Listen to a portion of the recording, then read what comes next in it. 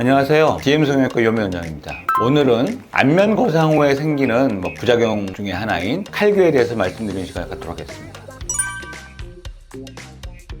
그래서 칼귀란 교과서적으로 정의가 있어요. 귓볼이 이제 얼굴에 붙어 있는 경우인데, 귓볼이 얼굴에 붙어 있으면 귀가 끝나는 지점하고 귀의 제일 낮은 지점이 일치하게 되거든요. 그런 경우를 칼귀라고 하고, 그래서 제 귀를 보고 설명하면 간단할 것 같은데, 귓볼이 이렇게 딱 붙어 있다, 얼굴에. 요걸 이제 칼귀라고 전반적으로 얘기하지만, 우리가 이제 보기 흉한 칼귀가 이제 교정의 대상이 되고 문제가 될 수 있겠죠. 그런 칼귀는 단순히 붙어 있는 게 아니고, 특히 이제 안면 거상 후에 그런 귀가 많이 생기는데, 붙어 있는 걸로 끝나지 않고 밑에서 많이 당겨져서 귀가 이렇게 늘어나 보이는 경우, 이런 경우를 좀 보기 흉한 칼귀라고 할 수 있고, 안면 거상 후에 생기는 대표적인 부작용 중에 하나죠.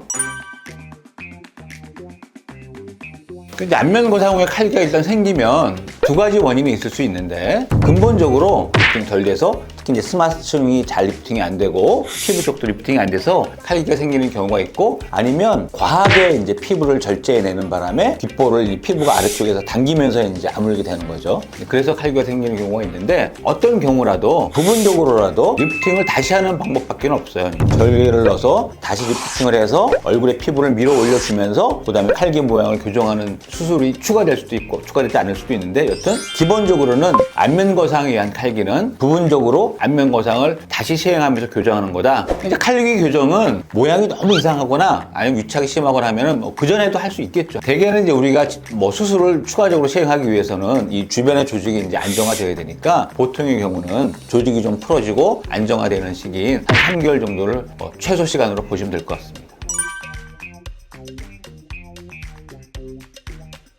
그러니까 이제 선천적인 칼귀인 경우에는, 만약에 칼귀만 교정한다 그러면 수술 방법이 완전히 다릅니다. 대개는 이제 귓볼이 납작하게 붙어 있는 경우이기 때문에 안으로 말아 넣어주고 일정 부분을 절제해내고 모양을 만들어주는 그런 수술을 시행하게 되는데, 우리가 안면 거상 수술과 같이 시행한다 그러면 더 좀 이상적인 방법이라고 할 수 있어요. 우리가 어차피 리프팅을 하면서 이 피부를 밀어 올려주면서 칼귀로 붙어 있는 귓볼을 밀어 올려주고, 좀 그걸로 부족하면 우리가 모양을 잡을 수 있지만, 대부분의 경우에 있어서는 안면 거상을 좀 타이트하게 해서 귓볼을 밀어 올려주는 거로 교정이 되게 되거든요. 그러니까 만약에 안면 거상을 고려하신다 그러면 칼귀 교정도 당연히 같이 해결될 수 있고, 일거양득이다, 이렇게 말씀드릴 수 있죠.